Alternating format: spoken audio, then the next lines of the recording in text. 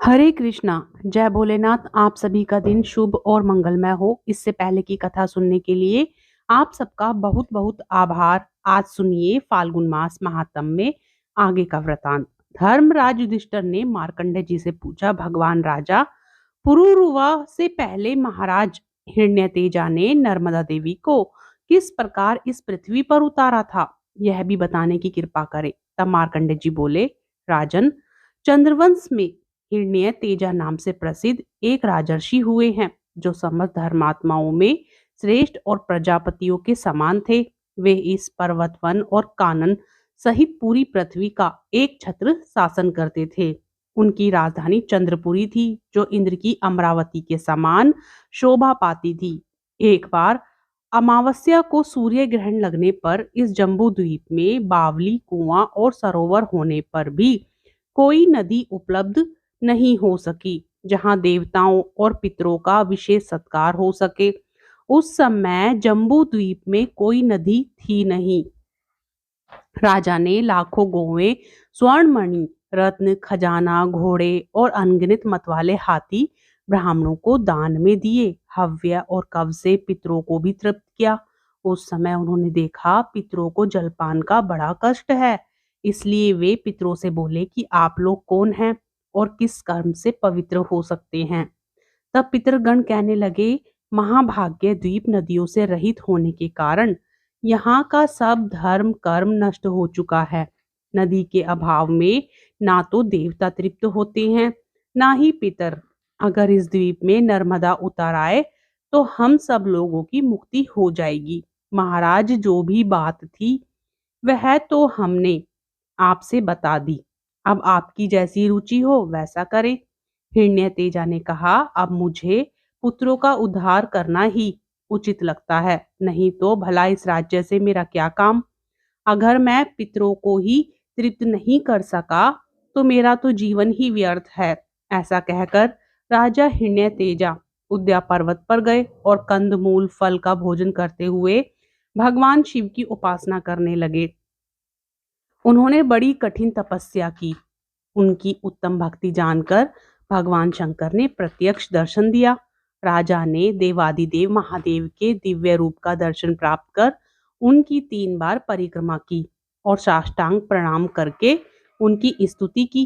राजा बोले, हे सुरेश्वर, आपको नमस्कार है। शूलपाण, आपको नमस्कार है। प्रभु, आप ही पृथ्वी, जल, तेज, वायु, आकाश, शब्द, स्पर्श, रूप, गंध, रस, बुद्धि, मन, अहंकार, प्रकृति और उसके तीनों गुण हैं। आप ही संपूर्ण इंद्रियों के प्रेरक, सर्वत्र व्यापक, समस्त कलाओं से युक्त तथा कला रहित अविनाशी परमेश्वर हैं। ब्रह्मा और विष्णु आदि देवताओं को भी आपके आदि अंत का पता नहीं लगता। महातेजा का क्या हुआ, यह स्रोत सुनकर देवादिदेव जगदीश्वर शिव कहने लगे, महाभाग्य महाभाग्य, 7 कल्पों तक प्रवाहित होने वाली नर्मदा देवी को आप मृत्युलोक में उतार दीजिए। पितर घोर नरक में डूब रहे हैं, उनका उद्धार हो सके और वे तृप्त होकर मुक्ति और परम गति को प्राप्त हो सके। इसके लिए नर्मदा देवी का अवतरण अति आवश्यक है। प्रभु महादेव जी बोले, हे तात, नर्मदा जी तो ब्रह्मा विष्णु आदि देवताओं, दैत्यों और अन्य अल्पजीवी प्राणियों द्वारा पृथ्वी पर उतारी जा सकती हैं। इसलिए तुम कोई दूसरा वर मांगो, मैं उसे भी अभी दे दूंगा। तब महाभाग्य तेजा कहने लगे, प्रभु, आपके प्रसन्न होने पर तो तीनों लोकों में कुछ भी असाध्य नहीं। मैं तो सहस्त्र जन्म धारण करने पर भी इसके अलावा कोई दूसरा वर नहीं मांगूंगा। देवेश्वर, मैं आपके सेवकों का भी सेवक हूँ, मुझे नर्मदा जी को ही दीजिए। राजा का यह निश्चय जानकर भगवान शंकर ने लोक पावनी नर्मदा देवी का आवाहन किया। वे मगर के आसन पर आरूढ़ होकर दिव्य रूप से आकर शिव जी के आगे आकर खड़ी हो गई और उमा महेश्वर दोनों के चरणों को स्पर्श करके नतमस्तक होकर बोली, देवेश, किस लिए आपने मेरा स्मरण किया है, बताइए। प्रभु महादेव जी कहने लगे, नर्मदे, राजा हिरण्य तेजा ने अपना राज्य छोड़कर यहाँ 14,000 दिव्य वर्षों तक घोर तपस्या की है, इसलिए तुम उनकी इच्छा के अनुसार पृथ्वी पर उतरो। शीघ्र जाओ और नरक में पड़े हुए सब पितरों का उद्धार कर दो। सुनकर नर्मदा देवी बोली, देव, मैं बिना किसी आधार के जम्बू द्वीप में कैसे जाऊंगी?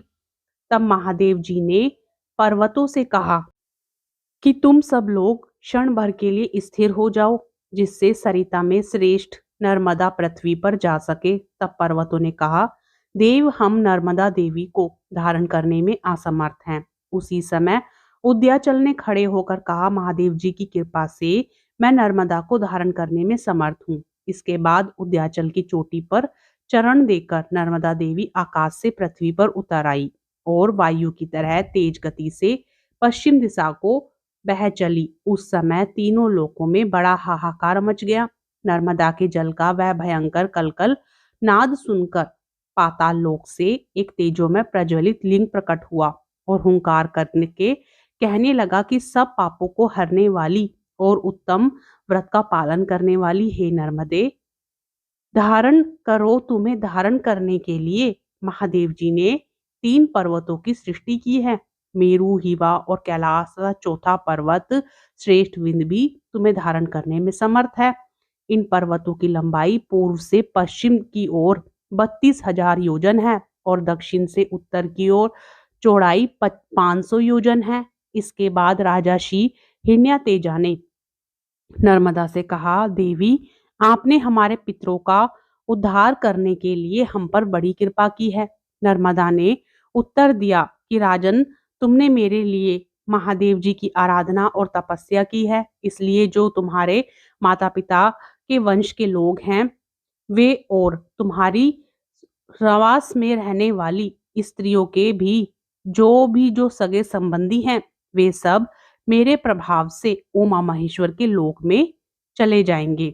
तब राजा ने नर्मदा में विधि पूर्वक स्नान करके देवताओं और पितरों का तर्पण करके और श्राद्ध पिंडदान किया।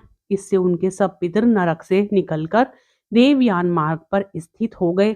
यह नर्मदा का पहला अवतरण आदि काल के सतयुग में हुआ था। दूसरा अवतार दक्ष स्वर्ण मनवंतर में हुआ और तीसरा अवतार राजा पुरुरवा के द्वारा वैष्णव मनवंतर में संपन्न हुआ।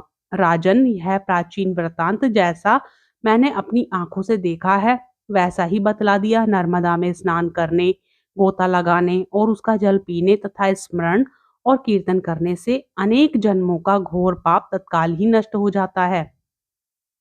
मार्ग जी कहने लगे, राजन, क्षत्रिय कुल में उत्पन्न पूत कुसु नामक राजन महान यशस्वी हुए हैं। उन्होंने पहले 1 सहस्त्र वर्षों तक महादेव जी की आराधना की। उनकी तपस्या से संतुष्ट होकर महादेव जी ने पूछा, राजन, तुम कौन सा वर चाहते हो? तब राजा कहने लगे कि देव, नर्मदा नाम से प्रसिद्ध परम सौभाग्यशालिनी नदी है, उसे आप इस धरती लोक पर उतार दीजिए। महादेव जी कहने लगे कि राजन, इसे ना मांगकर तुम कोई और दूसरा वर मांग लो। ऐसा सुनते ही महाभाग्य पूत कुत्सुजोकु जी कहने लगे, राजन, तुम स्वस्थ हो जाओ, चिंता मत करो, मैं अभी श्रेष्ठ नर्मदा को मृतलोक में उतारता हूँ। इसके बाद महादेव जी के कहने पर पर्यंत नामक पर्वत ने महानदी नर्मदा के वेग को धारण करना स्वीकार किया। राजा और देवताओं के साथ देवी नर्मदा बड़े वेग से चली और पर्यंका पर्वत की चोटी पर होती हुई उस स्थान पर जा पहुंची जहां पूर्व काल में राजा पृथु ने अश्वमेध यज्ञ किया था। वहीं एक बांस के मूल भाग से महानदी नर्मदा निकली। उस समय सब देवता, गंधर्व, यक्ष, मरुत, अश्वनी कुमार, पिशाच, राक्षस, नाग और तपोधन ऋषि सब लोग अर्धपाद से पूजन करके नर्मदा जी की शरण में प्राप्त हुए और बोले, आज हम लोगों का जीवन सफल हुआ, हमारी तपस्या भी सफल हो गई। हे देवी, यहाँ आपका दर्शन करके हम सब देवता कृतार्थ हो गए। हम उसी को पुरुष मानते हैं जिसने नर्मदा जी को यहाँ उतारा है। हे नर्मदे, अब आप अपने हाथ से देवताओं का स्पर्श करो, जिससे हम सब लोग भी पवित्र हो जाएं। यह सुनकर नर्मदा देवी बोली कि मैं अब तक कुमारी हूँ, मेरा पति नहीं है, इसलिए मैं देवगणों का स्पर्श नहीं कर सकती। नर्म जी का यह उत्तर पाकर देवता चिंता से व्याकुल हो गए और बोले, हे देवी, आपके समान रूप गुण से संपन्न उत्तम वर कहाँ से प्राप्त हो सकता है? जिसने तुम्हें इस लोक में प्रकट किया है वही तुम्हारा पति हो। पूर्व काल में ब्रह्मा जी के श्राप से समुद्र मृतलोक में जाकर राजा पुरकुसु के रूप में उत्पन्न हुआ है। वह इस युवा कुल के आनंद को बढ़ाने वाला है। वह देवतुल्य क्षत्रिय पुतकुसु आपके लिए श्रेष्ठ वर हो। हे नर्मदे, सुनकर नर्मदा बोली कि जिनमें इस प्रकार देवत्व है, जिनकी समस्त प्रजा धर्म में स्थित है, उन महात्मा पुतकोत्सु के लिए और क्या कहा जा सकता है।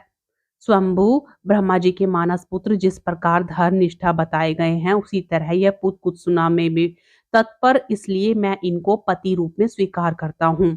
सुनकर राजा पुतकुत्सुना, दे तुम कन्या मुझ पर कृपा करो, जिससे मेरे पितृ स्वर्ग को जाएं और मेरा भी महान यश हो। नर्मदा जी ने कहा, राजन, ऐसा ही हो।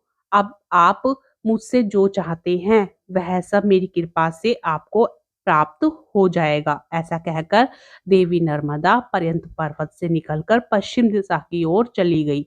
वे धनुष्य से छुटे हुए बाण की तरह पृथ्वी को चीरती हुई और पर्वत शिखरों को तोड़ती फोड़ते हुए बड़ी तेजी से चली जा रही थी। उस समय विंध्य पर्वत के प्रदेश में वे जहां जहां गई, वहां वहां स्नान किया जाता है। वहां तीर्थ वर्जित स्थान में भी स्नान करने पर सहस्त्र गंगा स्नान का ही फल मिलता है। इसके बाद वेदज महर्षि ने सुख का विस्तार करने वाली लोक पावनी महादेवी नर्मदा की स्तुति की। वे धर्म के मूल है, स्मृतियां फूल और फल है। अग्निहोत्र परायण पुण्यात्मा द्विज उस फल का उपभोग करते हैं, परंतु वे भी नर्मदा को स्वर्ग की सीढ़ी समझकर उसका सेवन किया करते हैं। जहां जहां भगवान शिव के शुभ मंदिर के समीप पुण्यम में नर्मदा विद्यमान है, वहां वहां नर्मदा नदी का स्नान 1,00,000 गंगा स्नान के समान होता है। अग्निहोत्र से जो पुण्य मिलता है और पितरों के श्राद्ध से जो फल मिलता है, वह सब नर्मदा जी के जल से बड़ी आसानी से उपलब्ध हो जाता है। नर्मदा जी के नाम का कीर्तन करना और उसके संगम तीर्थ में दान देना, इसके समान कोई दूसरी वस्तु नहीं है। जो बुद्धिमान प्रातःकाल उठकर नर्मदा का स्नान करता है, उनका पहले जन्म का और इस जन्म का किया हुआ पाप तुरंत ही नष्ट हो जाता है। कोई भी मनुष्य यदि नर्मदा जी में जहां कहीं भी स्नान कर लेता है, उसका क्या हुआ 100 जन्मों का पाप भी तुरंत ही नष्ट हो जाता है। जो नर्मदा नदी के तट पर मृत्यु को प्राप्त होता है, वह भगवान शंकर के स्वरूप को प्राप्त हो जाता है। जहां नर्मदा नहीं है, वहां पापों का प्रायश्चित करने की प्रेरणा की जाती है, परंतु नर्मदा जल प्राप्त होने पर तो प्रायश्चित की आवश्यकता ही नहीं रह जाती। विंध्यगिरि के 8 मानस पुत्र बताए गए हैं, जिनमें पर्यंका प्रथम है। उसे सब पर्वतों में श्रेष्ठ जानना चाहिए। नर्मदा नदी के 150 स्रोत कहे गए हैं। आधे कोस के तीसरे भाग अर्थात 587 गज की चौड़ाई में उनकी धारा बहती है, ऐसा विद्वान पुरुषों ने बताया है। हे युधिष्ठिर, परमेश्वरी नर्मदा ने देवताओं और मनुष्यों के हित के लिए ही स्वयं अपने आप को धारण किया है। समस्त सरिताओं में श्रेष्ठ और संपूर्ण जगत को तारने के लिए यहाँ अवतरित हुई हैं। उनके तट पर स्वर्ग और मोक्ष दोनों ही स्थित हैं। जय भोलेनाथ। आज की कथा में बस इतना ही। इसके आगे का वृतांत आप सब आने वाले अध्याय में जरूर सुनिएगा।